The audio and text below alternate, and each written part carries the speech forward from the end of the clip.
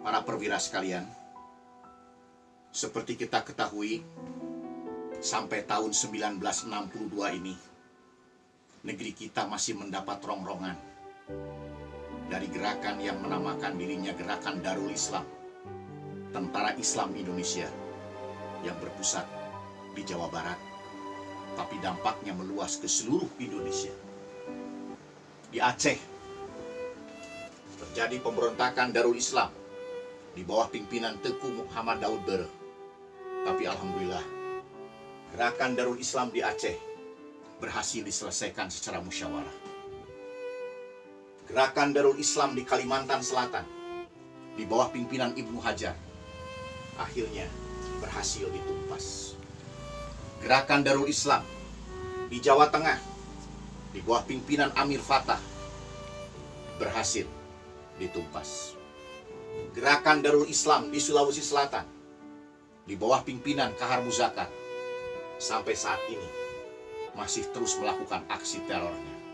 Des, di Jawa Barat, di Kodam kita Siliwangi, Darul Islam sebagai pusatnya di bawah pimpinan Sekar Maji Marijan Kartosuwiryo masih terus melakukan aksi terornya di Jawa Barat. Dan kita sebagai Kesatuan Siliwangi harus segera menumpas pemberontakan Darul Islam di Jawa Barat. Ya, berdasarkan informasi intelijen bahwa gerakan Darul Islam di Jawa Barat ini sudah semakin terjepit, dan mereka menggunakan basis Gunung Rakutak dan Gunung Geber di Majalaya, Kabupaten Bandung sebagai basis pertahanan mereka.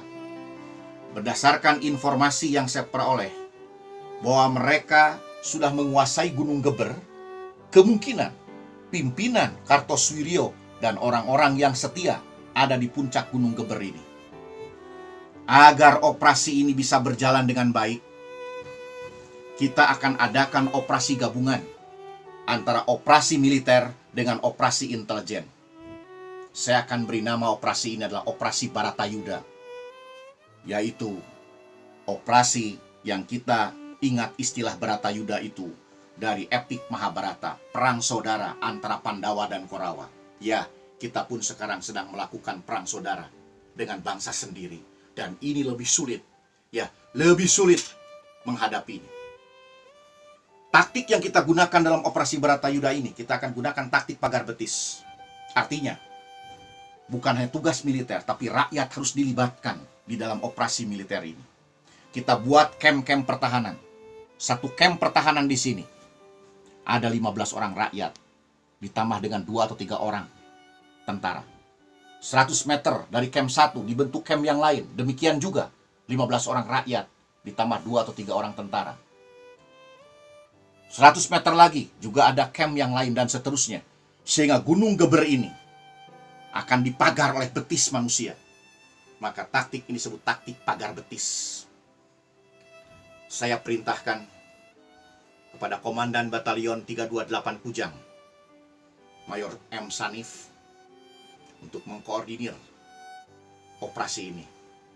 Dan akan dibantu oleh satuan-satuan tempur dari Brigade Guntur, dari Brigade Galuh, dan Kesatuan Teritorial dari Korem 62 Tarumanagara. Saya harap operasi ini bisa berjalan dengan baik, dan pada tahun 1962 ini pemberontakan Darul Islam ini harus segera ditumpas, dan pasukan Siliwangi terpanggil untuk itu. Esa hilang, 2 terbilang. Bagi anak-anakku sekalian, semoga kalian dalam keadaan sehat, tidak kurang satu apapun. Pada pagi ini, Bapak akan melanjutkan mata pelajaran sejarah Indonesia. Kemarin kita sudah melihat mengenai pemberontakan PKI di Madiun. Sekarang kita akan membahas mengenai judul ini, pemberontakan Darul Islam, DITII, Darul Islam, Tentara Islam Indonesia di Jawa Barat tahun 1949 sampai tahun 1962. Kenapa saya fokuskan di Jawa Barat? Sebab nanti gerakan-gerakan DITII di luar Jawa Barat itu semuanya menginduk kepada DITI di Jawa Barat di bawah pimpinan Sekar Maji Marijan Kartosuwiryo. Jadi nanti yang di luar Jawa Barat silahkan kalian bisa mencari sendiri, belajar sendiri. Tapi yang jelas bahwa pemberontakan Darul Islam di Jawa Barat ini sebagai induk dari gerakan Darul Islam di daerah lain di Indonesia ini. Sekarang saya Muhammad Farhan. Di sini saya akan banyak bertanya tentang peristiwa DITII kepada salah satu guru di BPK Penabur, yaitu Bapak Ahmad Iryadi. Baik Pak, mungkin kita langsung aja ya tentang pertanyaan. Yang pertama, sebenarnya kan bisa kita tahu bahwa DITI itu merupakan salah satu peristiwa, lebih utamanya di Jawa Barat, yang terjadi bisa dibilang cukup lama. Sebenarnya, apa sih yang melatar belakangi terjadinya peristiwa itu? Ya, pemberontakan Darul Islam di Jawa Barat ini tidak lepas dari persoalan politik, ya. Yaitu dimulai ketika perundingan Renville ditandatangani. Nah, ini perundingan Renville ini adalah suatu perundingan yang jelas isinya sangat merugikan pihak Republik Indonesia. Tetapi masalah Renville itu sering dijadikan isu politik oleh kelompok-kelompok yang tidak bertanggung jawab. Kita sudah terpojok oleh Renville, sering dijadikan isu politik untuk mencapai tujuannya, ya. Misalnya peristiwa Madiun itu menggunakan dalih Renville, gitu kan. Nah, sekarang Darul Islam juga menggunakan dalih Renville. Jadi menurut perjanjian Renville bahwa wilayah Jawa Barat ini adalah wilayah yang harus dilepaskan dari Republik Indonesia. Ya, wilayah Jawa Barat dilepaskan dari wilayah Republik Indonesia termasuk tentaranya, TNI-nya, yaitu pasukan Siliwangi. Itu harus hijrah ke wilayah Republik. Nah, wilayah Republik itu sekitar Yogyakarta, Jawa Tengah, dan sedikit Jawa Timur. Itu Republik Indonesia ketika itu. Nah, kita harus pindah ke sana tentaranya. Dengan demikian, di Jawa Barat ini adalah wilayah yang telah diduduki oleh Belanda. Nah, jadi masyarakat Jawa Barat, elit-elit politik di Jawa Barat banyak memanfaatkan isu ini untuk kepentingan politiknya. Rakyat Jawa Barat merasa ditinggalkanlah oleh pemerintah Republik Indonesia yang menandatangani perundingan Renville. Rakyat Jawa Barat merasa ditinggalkan oleh tentaranya, kebanggaannya, pasukan Siliwangi, begitu ya. Nah, ini kekecewaan-kekecewaannya ada yang memanfaatkan. Itu saya kira ya. Jadi tidak lepas daripada masalah politik dalam ini Renville, gitu ya. Jadi bisa dibilang bahwa perjanjian Renville ini bisa dibilang sebagai dalih terjadinya DITI di Jawa Barat. Begitulah, bisa dijadikan satu dalih untuk melepaskan diri ya dari Republik Indonesia. Mereka ingin mendirikan negara Indonesia sendiri dengan menggunakan ideologi Islam, ya, di bawah pimpinan Sekar Maji Marijan Kartosuwiryo. Selain dalih politik ini Pak, apakah ada nggak sih motif-motif lain terjadinya pemberontakan DITI itu sendiri, seperti ekonomi atau mungkin sosial dan sebagainya? Ya, motif ekonomi jelas ada ya. Kenapa Kartosuwiryo ini menjadikan Jawa Barat sebagai basis DI? Selain dari motif politik ya, juga Jawa Barat ini seperti Anda katakan daerah yang subur, ya.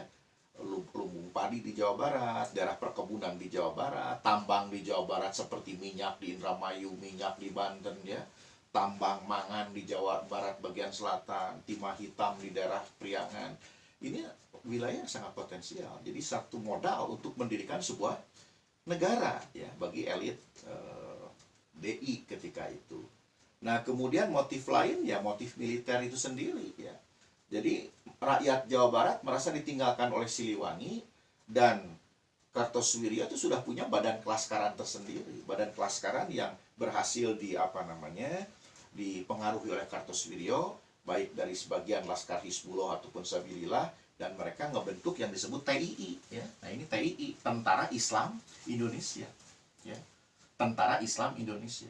Sedangkan Kartosuwiryo itu sendiri menamakan gerakan itu Darul Islam ya. Darul Islam, Dar al Islam, artinya negara Islam. Ini ya. Ini bendera DI ya. Dar al Islam, Darul Islam, artinya rumah Islam. Nah, rumah di sini artinya negara Islam gitu ya. Sedangkan tentaranya ini tentara Islam. Nah, ini motif militer tadi ya. Jadi mereka mempunyai persoalan kekecewaan kepada militer, mereka mendirikan TII, Tentara Islam Indonesia.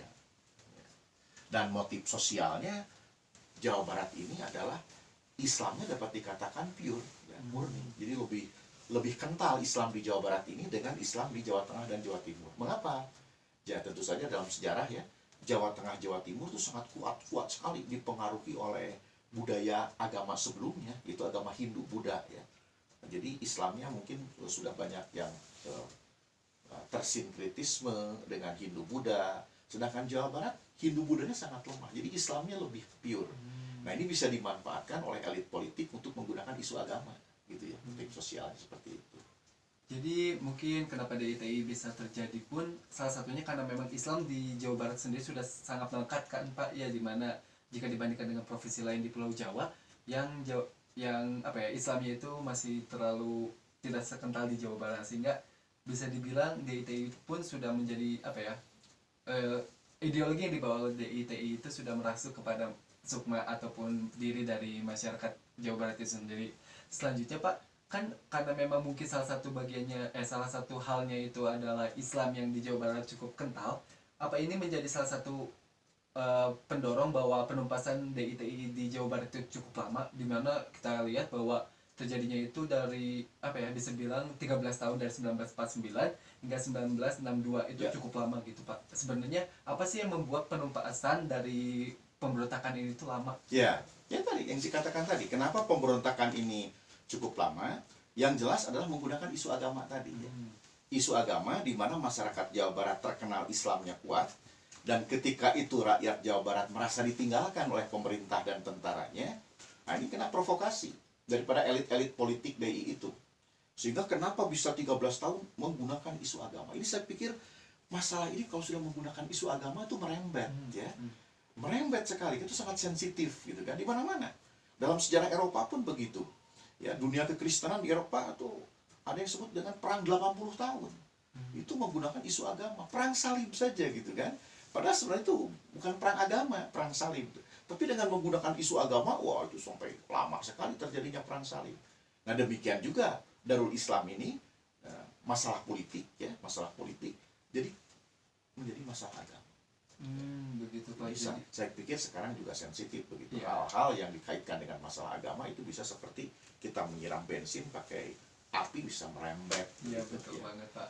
Karena memang sekarang kalau misalnya kita lihat apa-apa yang dikatakan agama itu bisa jadi lebih besar lagi akibatnya. Sama aja kayak pemberontakan DITI itu sendiri.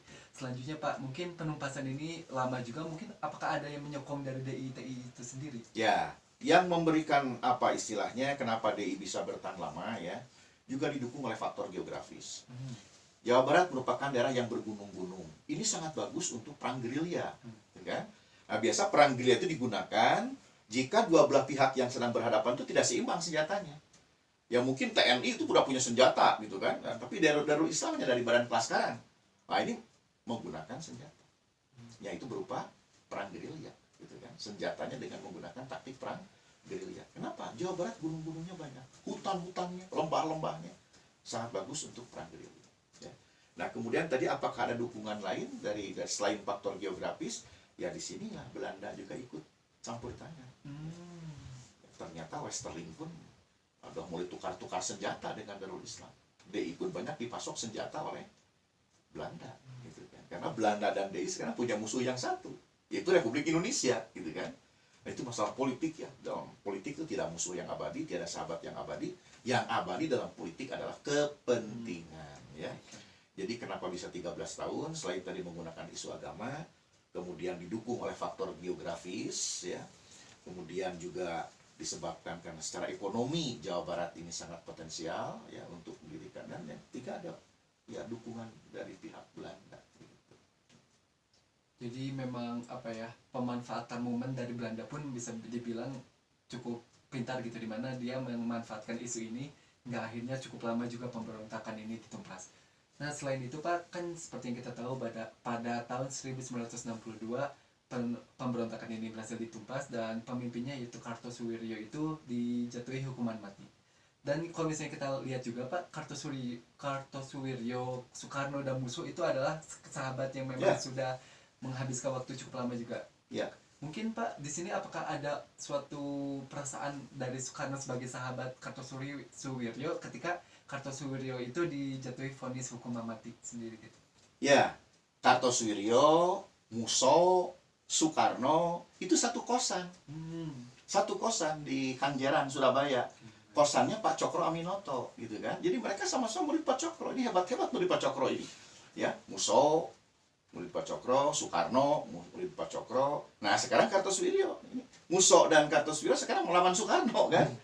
Musso di Madiun, nah sekarang Kartosuwiryo di Jawa Barat. Nah, tadi bagaimana ketika Soekarno harus menandatangani vonis ya bahwa Kartosuwiryo itu dijatuhi hukuman mati, itu sampai berminggu-minggu ya Soekarno menandatangani itu. Ini Soekarno pribadi sebagai presiden, karena bagaimanapun juga Kartosuwiryo itu adalah sahabat. Nah, sekarang bermusuhan secara prinsip gitu kan, dan Kartosuwiryo harus dihukum mati. Nah, itu Soekarno tuh mau menandatangani hukuman mati itu berminggu-minggu berpikir, sedangkan dia nangis gitu.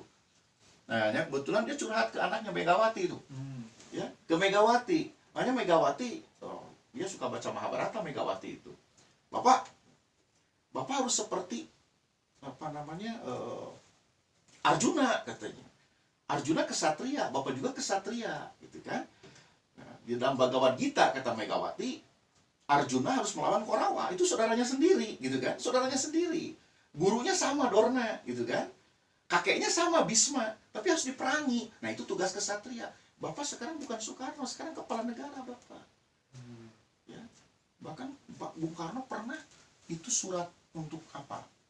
Hukuman mati Kartosuwiryo. Soekarno robek-robek gitu. Dilempar itu. Dilempar itu surat untuk hukuman mati Kartosuwiryo. Nah, dia nangis Soekarno itu. Nah, Megawati, Bapak sebagai seorang kesatria, Bapak harus tanda tangani itu. Bukan Bapak sebagai pribadi, tapi Bapak sebagai kepala negara. Gitu ya. Dan akhirnya Bung Karno mengumpulkan stafnya. Apa yang ditanyakan oleh Bung Karno? Bagaimana matanya? Matanya gimana? Maksudnya mata Pak Kartosuwiryo. Sampai Soekarno itu tahu detail matanya gimana gitu ya. Nah, ini ada yang memperlihatkan fotonya. Ini Pak, sekarang Kartosuwiryo, silakan Bapak lihat matanya. Bung Karno tersenyum. Dari dulu matanya begini, dia orangnya keras, tajam pikirannya. Dan saya yakin dengan mata seperti ini, dia akan ikhlas menerima hukuman mati. Itu ya, sebagai apa? Sebagai sahabat. Nangis Bung Karno sebelumnya. Jadi ada semacam perasaan emosional juga ketika meskipun dia sudah menjadi pemimpin negara, tapi ketika dia dihadapkan dengan sahabatnya mungkin ada suatu perasaan emosional yang memang kadang manusia tetap seperti itu. Kadang manusia tidak bisa menyampaikan emosional itu sendiri, dan Soekarno pun seperti itu meskipun memang dikenal sebagai singa podium ataupun sebagai pemimpin negara yang keras, tapi tetap ketika dihadapkan dengan momen seperti ini tetap emosionalnya keluar dan sebagainya. Mungkin Pak, jika kita lihat gitu, DITI itu kan rangkaian peristiwanya cukup panjang. Apakah Bapak ada semacam pengalaman pribadi tentang peristiwa yang bersinggungan dengan DITI itu sendiri? Waduh, pengalaman pribadi ya? Iya Pak. Saya nggak ingat gitu ya. Dulu ada satu kisah ini ya di keluarga saya. Saya waktu itu masih berumur sekitar 3 bulan lah ya. 3 bulan, 4 bulan, tahun 62 itu ya, tahun 62 saya lahir. Sebelum 62 ya, tahun 62 itu, ayah saya dan ibu saya dari Tasikmalaya, itu ceritanya, mau ke Bandung, ya, mau ke Bandung, ini pakai mobil Jeep atau mobil Mazda gitu kan, Mazda itu mobil kecil itu. Nah, bapak saya pilih mobil Mazda, ya, mobil Mazda, ya, nggak pakai baju militer ya, kalau Jeep kan harus pakai baju militer. Ayah saya pakai baju biasa ya, dengan ibu saya masih menggendong saya waktu itu, ya. Nah, ketika di jalan udah mendekati dekat ke Garut gitu dari Tasik itu, kartu anggota militer bapak saya itu ketinggalan. Di sakunya nggak ada. Waduh, ini kartu anggota militer ketinggalan di Tasik. Ya udahlah, kita ke Bandung juga, mungkin bukan karena untuk mau dinas gitu ya. Nah, terus ke Bandung tanpa kartu anggota itu. Taunya di Leuweung Tiis, ya, dekat Kadungora itu kan, dihadang oleh DI. Dihadang oleh DI. Disuruh keluar, diperiksa. Coba kalau ketika itu bapak saya bawa kartu TNI, habis di situ. Nah, jadi ini hikmah yang membawa berkah gitu kan. Nah, jadi akhirnya karena gara-gara kartu itu ketinggalan, ya bisa lolos sampai ke Bandung gitu kan, dan saya tidak jadi dieksekusi ya. Itu saya kira pengalaman ya. Ini juga cerita dari orang tua saya dulu. Ada lagi nggak Pak selain itu mungkin peristiwa yang memang bahkan apa ya bisa dibilang suatu yang memang membuat Bapak terenyuh bahwa DITI itu peristiwa yang cukup mempengaruhi gitu bagi Indonesia dan sebagainya. Nah, ini ada sedikit pengalaman lagi. Ini kejadiannya waktu saya mahasiswa ya. Mahasiswa saya sekitar tahun 83 84 kejadiannya ini. Saya waktu itu masih tinggal dengan orang tua saya di Jalan Parakan ya. Parakan Wangi di situ. Kan saya punya koleksi tentang DITI gitu. Ada kakek saya waktu itu, kakek masih ada waktu itu. Kakek datang dengan temannya ingin lihat koleksi.